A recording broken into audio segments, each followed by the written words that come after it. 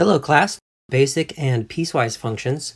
For each function, fill in the table, graph the function, and give the domain and range, and characterize the function as even, odd, or neither. This first function is pretty basic. It's just y equals -2. There is no x in the rule. The rule is simply -2. This equation is saying that y should always be -2, and it doesn't matter what x is. So if you were to try to plug in x equals -3, well, there is no x to plug it into, but the output is just -2. So all of these outputs, regardless of the input, are -2. And when you plot these points, you're going to notice that all of them have the same y coordinate of -2, but a variety of x coordinates. There are also points in between these, because I could let x be 1/2 and I would still get y equals -2. So I would put a point right there. So there's really points all across this horizontal line. It's a pretty basic function. It's called a constant function. -2 is just one example. Y equals -3 would be a horizontal line at height -3. Y equals 1/2 would be a horizontal line at 1/2, etc. Now, we're supposed to characterize this function as even, odd, or neither. This is an even function because it's symmetric across the y-axis. The domain is x can be any number. So we can say x can be anything in the interval from -infinity to infinity. Or you can say x is in, and then you put this bold capital R. That stands for the set of all real numbers. The range is just a single y coordinate. -2 is the only possible outcome of this function. We could say y is an element of, and then when you wanted to do a single element, put it in curly brackets. The next function, y equals x. This is called the identity function because the y and x coordinates are always the same. It's a function whose input is always equal to its output. When you plot these points, and we can do inputs that are not just integers. Remember, the integers are the counting numbers and their negatives and 0. But we can also go in between integers like 1/2, 3/4, 0.8, 0.975, etc. And the y coordinate will always be simply equal to the x coordinate for this particular function. So we're going to get points such as -3, -3, -2, -2, -1, -1, 0, 0. 1/2, 1/2 was the point I put at the bottom. 1, 1, 2, 2, 3, 3. So these are all the points that are listed in the table, but we could do many more. And this graph winds up being this diagonal line through the origin. This is an odd function because it has symmetry about the origin. If we were to rotate this image 180 degrees, it wind up being the same thing. This is an odd function. Also, if you were to plug in -x, you get the opposite of the original, which is the domain is all real numbers as well. And the range, in this case here, all real numbers as well, because the y coordinates are simply the x coordinates. So if x can be anything, then so can y. Remember, you can also do domain and range by doing this sort of vertical line scan. For the domain, you would scan the graph with a vertical line, and every vertical line hits the graph somewhere. So every vertical line corresponds to a different x that's in the domain. And if you're doing a range, you would scan the graph with a horizontal line, and every horizontal line hits the graph somewhere. So the range is all real numbers. Next function is y equals x squared. Be careful here that when you see this expression right here, without parentheses, it is intended to communicate the following: the negative of 3 squared. The order of operations dictates this. You do the exponent on the 3 first, and then you do the multiplication with -1 next.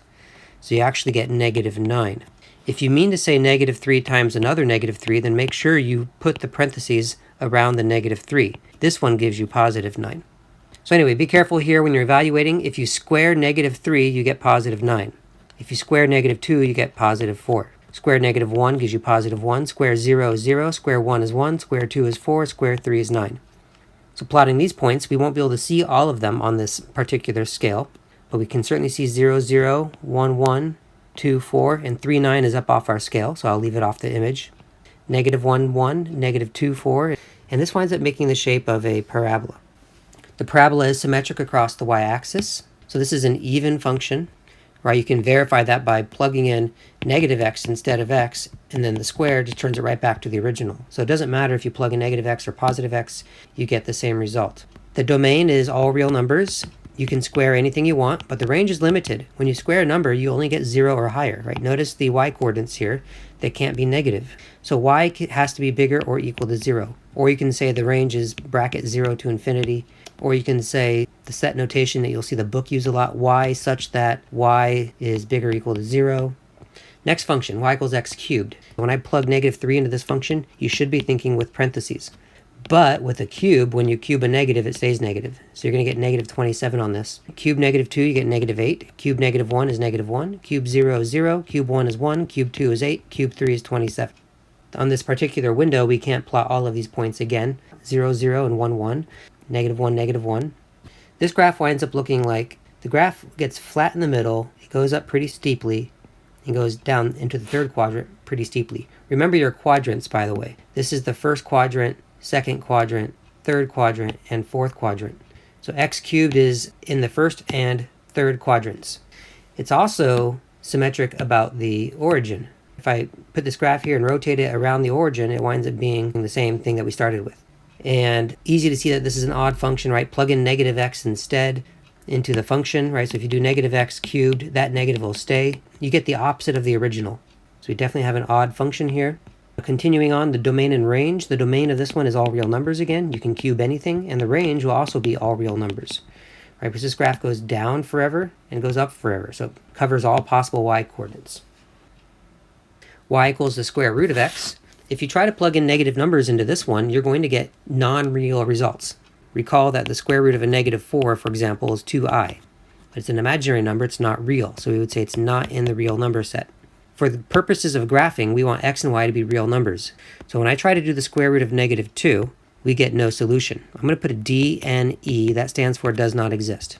There is no point in this graph with an x of negative 2. With negative 1, similar issue. In fact, any negative input, you're going to have a non-existent y-coordinate as far as the real numbers are concerned. Now 0, however, the square root of 0 is 0. The square root of 1 is 1.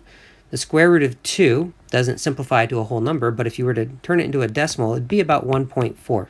Square root of 3 is about 1.7. Now when I try to plug in 4, that one does have a nice square root. You just get 2. The next number that would be convenient to square root would be 9. That would give you 3, etc. Plotting some of these points, we have 0, 0, 1, 1, 2, 1.4, so roughly there, 3, 1.7, so roughly there, and 4, 2.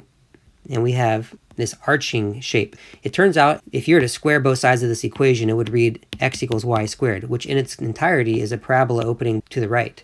But when you solve this equation for y, you get y equals plus or minus radical x.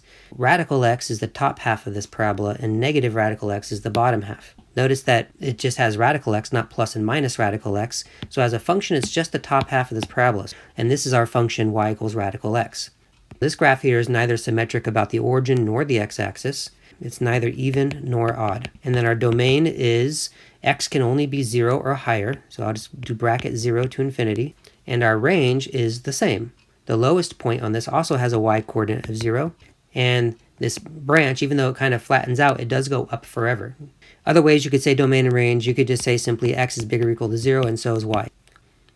The next one, the cube root of x. For an odd root, you can cube root negatives, because when you cube a negative, you get a negative back. So when I cube root negative 8, I get negative 2. So this one doesn't have the domain restriction that an even root has, like the square root. Cube root negative 2, negative 1.26. Cube root of negative 1 is a clean negative 1. Cube root of 0 is a 0, cube root of 1 is a 1, cube root of a 2 is about 1.26, and cube root of 8 is 2. Plotting these points, again I can't plot all of them, this one winds up being a shape that looks kind of like this. This is an odd function, because if you cube root negative x, you can cube root the negative 1 separately and then cube root the x separately. In other words, it's the same thing as the negative of the original. So this is confirmation that we have odd symmetry. The domain is all real numbers. You can cube root anything. And the range also is all real numbers. These branches, even though they sort of flatten out, they do go up forever and down forever. I haven't really been naming some of these. This one is the cube graph or cubic graph. The name of square root of x is what's called the square root function. We'll call this one the cube root function. And two more basic functions to discuss: the absolute value function. Remember that when a number is in absolute value bars, it just means how far is that number from 0 on the number line. So if you do a number line, you put 0 and you put negative 3, it's 3 units away. So the absolute value of negative 3 is positive 3. Now the net effect of doing absolute value on a number is just, it gives the positive version of that number. So the absolute value of negative 3 is just 3. The absolute value of negative 2 is just 2. The absolute value of negative 1 is just 1. Absolute value of 0 is 0. Absolute value of 1 is 1. So when you plot these points, you get what appears to be a linear function going off into the first quadrant and then a different linear function going off into the second quadrant. It makes the shape of a V. This is clearly an even function because of the symmetry across the y-axis. Right, if you do the absolute value of negative x, this is the exact same thing as just doing absolute value of x. And the domain of this function is all real numbers. You can absolute value anything, but the range is limited. The result of an absolute value is 0 or higher. And finally, we have what's called the reciprocal function. Y is equal to 1 over x. Well, 1 over x is the reciprocal of x. It just means invert x. So when I say plug in negative 2, the reciprocal of negative 2 is negative 1/2. The reciprocal of negative 1 is still negative 1. Negative 0.5, if I do 1 over negative 0.5, negative 0.5 is negative 1/2. Recall that when you divide by a fraction, so instead of dividing by negative 1/2, you can switch that to multiplying by and then do the reciprocal. So 1 divided by negative 1/2 winds up being negative 2. The reciprocal of 0, though, does not exist. It's the only number you can't divide by or do a reciprocal of. Reciprocal of 1/2 is 2. Reciprocal of 1 is 1. Reciprocal of 2 is 1/2. If you wanted to do other inputs, like what if you try to plug in 2/3, the reciprocal function would make that 3/2. If you try to plug in negative 1/4, the reciprocal function would turn that into negative 4, etc. So plotting these points here, we have negative 2, negative 1/2, negative 1, negative 1, negative 1/2, negative 2. I could plot this one too, negative 1/4 and minus 4, that's way down here. There is no point when x is 0, but when x is 1/2, we get 2 for y. We have 1, 1, we have 2 1/2. Other points you could do is 3 1/3, 4 1/4, etc. And this graph winds up making the shape of a hyperbola that follows the axes as asymptotes. It is a function of x. Do a vertical line scan of this, and the vertical lines only ever hit the graph once at a time. This is an odd symmetry, because if you plug in negative x into the function, you can just pull that negative to the front and see that it's the same thing as the opposite of the original. Domain is that x can be anything except 0. But the actual domain is what x can be. So it can be anything up to 0, but not including it, union anything after 0, but not including 0. Or you can say something like this: x can be less than 0, or x can be more than 0, but x can't be 0. Now the range is the same. Notice that this graph will never have a point on the x-axis. There's never a point with a y-coordinate of 0. Every other y-coordinate is possible. So our range is going to be something similar. Graphs can be cropped by imposing a restricted domain. Know how to do this by hand and with technology. So I'm going to demonstrate this with Desmos. I'm going to go to the keyboard and type in f parentheses of x equals x squared. Here's our graph of our parabola. Okay, so we're working with f of x equals x squared, and we only want to graph it from negative 1 to 2. Now we're going to crop it by doing vertical lines at negative 1 and 2, and we're going to keep only the portion of the graph that's in that interval. Now the question is the endpoints. If we have a parenthesis on the left endpoint there, then we do not keep the starting point. And if we have a bracket on an endpoint, then we do keep that endpoint. And here's our cropped function. The domain is simply the imposed cropping. So it's just negative 1 to 2. And the range on this one here, these horizontal lines down here do not intersect the graph. The first one that does is that hits the origin, hits the bottom of the parabola. So 0 is a possible. And all of these y-coordinates are possible up to 4, but then after 4, no more y-coordinates. So our range is that y has to be greater or equal to 0, but still less than or equal to 4. Or you can do bracket 0 to 4. Now how to do this in Desmos. Immediately after the rule, start a curly set of brackets. And in that brackets, put a double inequality of where we want x to start and stop. So we want it to start at negative 1, and we want x to be strictly more than that. But then we want that x to be less than or equal to, and then put the 2. And it does the cropped image for us. Now if you click on the image and do a trace, you'll notice that we have a hollow endpoint at the end, negative 1 comma undefined. That's because we are not including negative 1 in the domain. And that was obvious by the strict inequality. On the other side, though, there is a solid point at 2, 4. That's because we kept 2 in our domain. If you want those points to remain permanently visible, then you can type them in separately. Let's put the negative 1 comma 1 point in there. I'm going to make it the same color. Hold on the purple dot there and it opens up your options. We want it to be hollow and we want it to be red just to match. And you can turn on the label there. And then I'm going to just copy this. I want that to be 2 comma 4. And we want this one to be solid though. So here's our cropped image with labels and with the endpoints indicated whether they are included or not. A piecewise function is simply a function that uses one of multiple rules depending on what input is being plugged in. It's kind of like cropping a whole bunch of functions and then putting them back together to make a new function. And you just want to make sure you do that in such a way that our graph passes the vertical line test still. If you look at these inequalities over here, notice that they are all distinct. There's no overlap. When you pick an x-coordinate, it's only going to satisfy one of those three inequalities. This is like the gateway for knowing which rule to use depending on which x you're trying to plug in. So when you try to plug in x equals -2, you look to the inequalities first. Say, okay, -2 is satisfied by which inequality? Well, -2 is not more than 1, so not that one. It's not equal to 1, so not that one. -2 is less than 1, so we plug in here. So anytime you try to plug in an x that's smaller than 1, you're going to use this rule right here, which is a constant rule. So in other words, every time you try to plug in x less than 1, you get y equals -1/2. So we're going to get -1/2 for this y coordinate, for this y coordinate, for this y coordinate, right? Because all of these x's are less than 1, even 0.9. Now, as soon as we get to x equals 1, we switch to this rule, which means give 3 back for y. And as soon as we start using x's that are more than 1, we switch to the top rule up here. So when I try to plug in 1.1, I plugged it into the square root of x. So I get square root of 1.1. And when I try to plug 4 in, 4 is more than 1, satisfies that inequality, so I plug it into that rule there, and I get square root of 4, which is 2.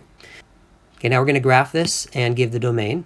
So just plotting the points that are in our table, -2, -1/2, -1, -1/2, 0, -1/2, 0.9, -1/2. As soon as we get to 1, we get to 3.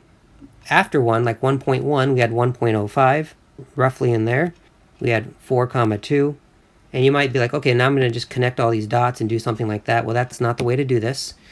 Let's focus on this one here first. If x is less than 1, we graph y equals -0.5. I'm going to graph it in its entirety first. So there's my horizontal line, y equals -1/2. But then we're going to crop it at 1. We're going to cut the graph right there and keep only the left side of it. It goes off to the left forever, but does not go off to the right forever. It gets cropped by a hollow circle. How do I know it gets cropped with a hollow circle? Well, look to the inequality, how we cropped this portion of the graph. This is a strict inequality. There's no partial equal sign there. If there was a partial equal sign there, then I would put a solid dot there instead of a hollow one. Then we have y equals 3 when x is 1. That just gives me a singular point at 1, 3. Now let's focus on this portion here. The entire graph of square root of x looked something like this. But then we want to crop it at 1. We want to cut it at 1. And cut the graph, and it leaves a hollow point because of the strict inequality. Go in here and start with a hollow point right there where it used to be at 1, 1. All right, and this is our graph. And notice that this is the graph of a function. For all these x coordinates that are less than 1, we're using y equals -2 as the output. As soon as we get to 1, though, we switch to y equals 3 as the output. And as soon as we go past 1, we switch to y equals square root of x as the output. But the vertical line never hit the graph more than one side at a time. There was some potential danger here for this transition, but because both of the endpoints are hollow, right, this endpoint down there is hollow, and this one here is hollow, and here's the only solid point on this line, even this red line is only hitting the graph once. If this problem had put a partial inequality on this, for example right there, then this would have been solid, and we would have failed the vertical line test. In other words, we would not have had a function of x. And then how to do this with Desmos? You could just graph all the pieces separately. We want x to be strictly less than 1. And the rule was -1/2. Then we had a hollow point at 1, -1/2. We had a solid point at 1, 3. And then we wanted to graph square root of x. But we only kept that for x more than 1. This was at 1, 1 was the other hollow point. It's nice to label these endpoints. And here's how we can use technology to make this graph. Okay, that wraps up this lecture on basic and piecewise functions.